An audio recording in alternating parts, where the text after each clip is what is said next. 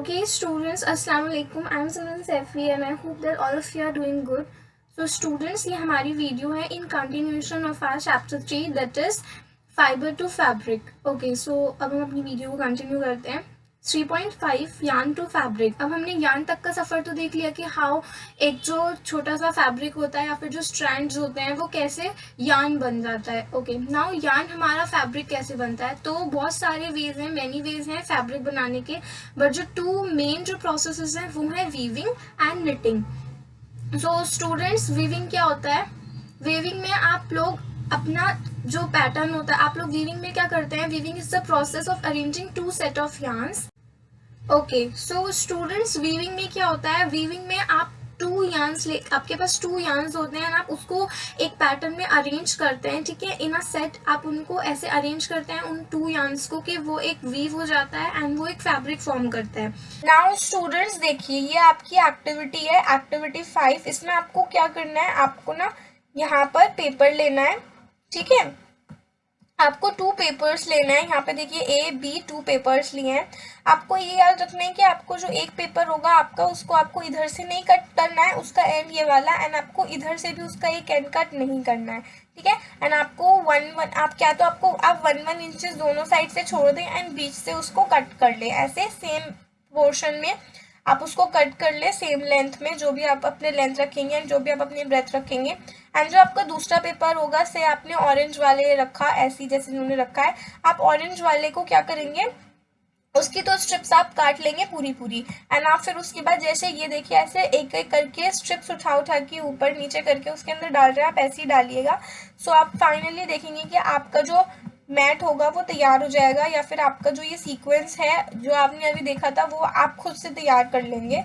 देखें, सेम आपका कुछ ऐसी दिखेगा at the end. Now students, ये क्या था आपका weaving. Now students, in a similar manner, two sets of yarn woven to make a fabric. ऐसे ही similar manner में two sets of yarn ले लेते हैं ये लोग, and वो इसी तरह से इसी arrangement के साथ उसको wove करते हैं. ठीक है, जो yarn होते हैं स्टूडेंट्स, ये बहुत थिनर होते हैं. हमारे जो हमने स्ट्रिप्स लिए थे ये तो बहुत ज़्यादा ही उसके आगे बढ़े हैं and thick है. So now students, weaving of fibre is done on looms. ये जो वीविंग होती है ये वो जो लूम्स होते हैं उस पर डन होती है. ये तो आपका हैंडलूम है जिसमें ये हैंड से कर रही है इसको. एंड एक और होता है जिसमें वो जो मशीन होती है जो दूसरी तरीके से होती है, वो कुछ ऊंचा सा सेटअप लगा हुआ होता है, वो आप उसको मूव नहीं करते, आप एक जगह उसको सेट कर देते हैं एंड वो दूसरी तरीके से मशीन काम करती है. The looms are either hand operated और पावर ऑपरेटेड. हाँ, तो वो पावर ऑपरेटेड होती है and hand operated. And also students, ये जो पावर ऑपरेटेड जो लूम्स होते हैं ये थोड़े से डेंजरस भी होते हैं, बिकॉज क्योंकि आपको मशीन पे कैसे आप ट्रस्ट कर सकते हो, एट द एंड है तो मशीन ही है ना.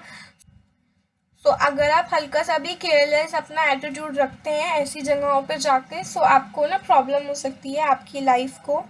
ठीक है, now students we have knitting. Knitting में क्या होता है स्टूडेंट्स, स्वेटर जैसे हमारा बनता है, आपने पहले भी देखा होगा, स्टूडेंट्स. निटिंग में क्या होता है, जो फैब्रिक होता है वो एक ही यार्न से बन जाता है. ठीक है, यहाँ पे देखिए आप, ये एक ही आपने इन्होंने वुल ले रखा है एंड वो एक ही से वो पूरा बना देती हैं, आपका पूरा स्वेटर तैयार हो जाएगा. आपकी मम्मी एंड जो जो आपकी घर पे होते हैं. Now have you ever pulled the yarn from a Tron pair of socks. क्या आपने कभी भी जो आपका फटा हुआ जो सॉक्स होता है, आपने कभी भी उसमें से एक यार्न खींचने की कोशिश करी है स्टूडेंट्स, वो पूरा निकल जाता है. ठीक है, व्हाट हैपन्स, क्योंकि वो सिंगल यार्न से बना होता है एंड वो एक ही पैटर्न में बना होता है कि वो एक ही से बनेगा. एंड अगर आप उसका एक भी धागा पकड़ के खींच देते हैं ना स्टूडेंट्स, तो बस वो गया वहीं से, वो पूरा खिंचता चला जाएगा एंड वो पूरा स्वेटर खराब है फिर, या फिर पूरा सॉक्स, या फिर आपके मफलर हो गया, या फिर आपका कोई भी स्कार्फ हो गया, या फिर आपके ग्लव्स हो गए, वो पूरा ख़राब हो जाएगा क्योंकि वो एक ही कंटिन्यूटी के साथ बने हुए होते हैं. Socks are many other clothing items hand. So student, knitting is done by hand and also on machine. Machine से भी होती है एंड हैंड से भी होती है निटिंग जो होती है. Now students, weaving and knitting. Knitting are used for making different kinds of fabrics. These fabrics are used for a variety of clothing items. Okay, so students, now we have history of clothing materials. तो जो clothing materials थे उनकी history क्या थी, ancient time में जो हमारे जो भी एंसेस्टर्स थे, सो स्टूडेंट्स वो क्या करते थे, बेसिकली सबसे पहले तो यही था कि वो लोग बार्क्स यूज़ करते थे या फिर बिग बिग जो लीव्स होती थी ट्रीज की उनको यूज़ करते थे to cover themselves, animal skin ले लेते थे या फिर उनके फर ले लेते थे। नाउ जब वो थोड़े से सेटल होने लगे, उनको थोड़ी सी अक्ल आने लगी है ना, जब वो एग्रीकल्चर कम्युनिटी में उन्होंने सेटल होना स्टार्ट करा, तो फिर वो क्या करते थे स्टूडेंट्स, जो ट्विग्स होती है, ग्रास होती है, उनका मैट्स बनाने लगे वो एंड बास्केट बनाने लगे। ठीक है, ट्विग्स बोलते हैं स्टूडेंट्स जो small small C thin thin सी टहनियाँ होती हैं, स्टेम होती हैं। ठीक है, now students, vines, animal fleas and or hairs were twisted together into long strands। वो जो वाइन्स यानी कि बेलें होती थी, एनिमल के फ्लीस हो गए, उनके जो हेयर्स वगैरह जो मैंने भी आपको बताया शीप के एंड गोट के निकलते हैं, है ना, उनको वो लोग आपस में ट्विस्ट करके कुछ लॉन्ग लॉन्ग से स्ट्रैंड्स बना लेते थे एंड यहाँ से these were woven into fabrics and वो उनको फिर ऐसे ही वूव कर दिया करते थे फैब्रिक्स में, अपने हैंड से ही करते थे, है ना।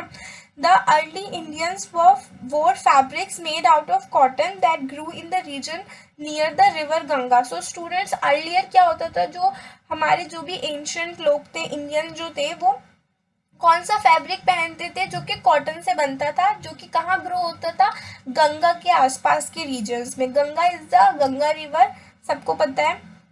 Flex, flax is also a plant that gives natural fibre. Flax भी एक ऐसा प्लांट है स्टूडेंट्स जो कि नेचुरल फाइबर प्रोवाइड करता है। In ancient Egypt cotton as well as flax were cultivated near the river Nile and were used for making fibers। जो flax था वो एंशियंट इजिप्ट में cotton as well as flax जो था वो दोनों ही कल्टीवेट हुआ करते थे रिवर नाइल के पास पास में, कहीं पर जो भी जगह हुआ करती थी, तो वो नाइल जो हमारी रिवर है उसके पास में ही कहीं भी कल्टीवेट हुआ करते थे एंड फिर वो वहाँ से यूज़ हुआ करते थे फॉर मेकिंग फैब्रिक्स।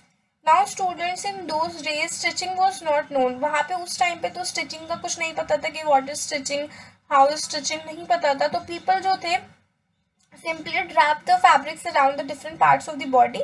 वो अपनी बॉडी के पार्ट्स में जितना भी अपना उनके पास फैब्रिक होता था या जितना भी उनके पास वो होता था, उनकी अकल थी, वो उस अकॉर्डिंगली अपने different parts of the body पे वो फैब्रिक को उसको लपेट लिया करते थे किसी भी तरह से। ठीक है, अब with the inventions of the sewing needle people started stitching fabrics to make cloth. अब जब हमारी निडल आ गई तो फिर उसके बाद से पीपल ने स्टार्ट करा स्टिच करना क्लोथ्स को एंड फिर उसके बाद बहुत सारी वेरिएशंस आ गई, वेराइटीज़ आ गई, आपके स्टिचिंग की वेराइटी आ गई, आपकी मशीन्स की वेराइटी आ गई। पहले निडल थी, फिर आपकी पूरी मशीन आ गई है एंड अब मशीन्स में भी आपके टाइप्स आ गए हैं। So, but is it not amazing that even today sari, dhoti, lungi and turban is used as unstitched piece of fabric? And they are saying कि आपको ये अमेजिंग नहीं लगता कि इतना सब कुछ होने के बावजूद भी हमारी साड़ी है, लुंगी है, धोती है, हमारी टर्बन यानी कि जो सर पे जो पगड़ियाँ बांधते हैं वो अभी भी हम लोग अनस्टिच यूज़ करते हैं। Just as there is a large variety in the food eaten all over the country, जैसे फूड की लार्ज वेराइटी है, सो वैसे स्टूडेंट्स फैब्रिक की भी बहुत ज़्यादा एंड क्लोथ आइटम्स की भी बहुत ज़्यादा लार्ज वेराइटी है जो एग्जिस्ट करती है हमारी कंट्री में, और इनफैक्ट और ऑल ओवर द कंट्रीज, जो भी कंट्रीज हैं हर जगह। सो नाउ स्टूडेंट्स यहाँ पे आपको छोटा सा एक वो दिया हुआ है टेबल टाइप्स का। ओके, सो फर्स्टली क्या होता है, कॉटन को रोल करते हैं, फिर वो उसको प्रोसेस को हम बोलते हैं गिनिंग, फिर वहाँ से हमारा फाइबर आता है, फिर हम उस फाइबर को स्पिन करते हैं, स्पिनिंग जिसको हम बोलते हैं, एंड फिर उसके बाद हमारा यान आता है। देन फिर यान को आप टू तरीके से करते हैं, one process is called netting and second one is weaving. Weaving में आपके टू यान अरेंज होते हैं इन अ पैटर्न एंड निटिंग में आपका वन यान से ही पूरा का पूरा फैब्रिक बन जाता है। सो नाउ स्टूडेंट्स यहाँ पे आपका चैप्टर एंड होता है, यहाँ पे वी हैव कीवर्ड्स। ठीक है, cotton wool, fabric, fibre, knitting, spinning, weaving, yarn. आप इसकी डेफिनेशंस लिखिए है कुछ से। हेयर वी हैव समरी, छोटू सी नहीं तो बड़ी सी है, सो आप इसको पढ़िएगा। Now we have exercise students, classify the following fibres as natural और सिंथेटिक। आपको फॉलोइंग फाइबर्स को बताना कि नेचुरल है या फिर सिंथेटिक है, ये बहुत ईजी है। नायलून तो मैं बताती हूँ आपको क्या है, इट इज सिंथेटिक। वूल जो है आपका वो नेचुरल है, एंड ये बाकी के चार आप खुद से करेंगे। Okay, so students, now we have question 2. State whether the following statements are true or false. A. Yarn is made from fiber. True. Spinning is a process of making fibers. False. Jute is the outer covering of coconut. No. The process of removing seed from cotton is called ginning. True. Weaving of yarn makes a piece of fabric. True. Silk fiber is obtained from the stem of a plant. False. Polyester is natural fiber. False. Okay, now we have fill in the blanks. Plant fibers are obtained from dash and dash. आप बता दें. Cotton and jute. Animal fiber का आप बता दें. Now we have from which part of the plant cotton and jute are obtained. So students, cotton का तो आपको पता है कि वो फ्रूट से ऑब्टेन होती है, एंड जूट आपको ये भी पता है कि वो स्टेम से ऑब्टेन होता है। अगर तो आपने मेरी वीडियो अच्छे से देखी, आप इसका आंसर बहुत इजीली कर सकते हैं।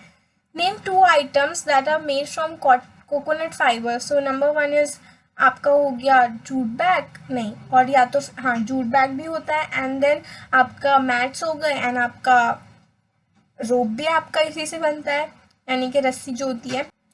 Explain the process of making yarn from fibre. आपको ये बताना है कि यार्न कैसे बनता है फ्रॉम फाइबर, ठीक है। सो स्टूडेंट्स, यार्न जो होता है वो थिन स्ट्रैंड से बनता है, जो कि जो स्ट्रैंड्स होते हैं वो आपके कहाँ से आते हैं, फाइबर से आते हैं, ठीक है।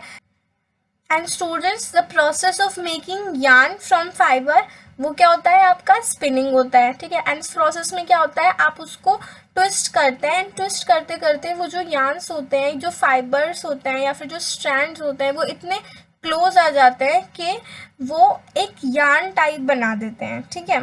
ओके स्टूडेंट्स, तो यहाँ पे आपका चैप्टर एंड होता है, एंड ऑल्सो आपकी एक्सरसाइज भी एंड होती है with fully discussed. So students, thank you so much, and also I hope कि आपको वीडियो हेल्पफुल लगी होगी एंड आपको समझ में आई होगी। So if you have any query students, तो आप कमेंट करें एंड मैं आपका रिप्लाई ज़रूर करूँगी। एंड ऑल्सो अगर कोई ऐसी ही अननेसेसरली कोई कमेंट हो, of course I ignore now. So students, do like my channel, do like my video, do subscribe it, and also comment below, and also share this video with your friends. So thank you so much. Allah Hafiz, bye bye, take care and study hard everyone.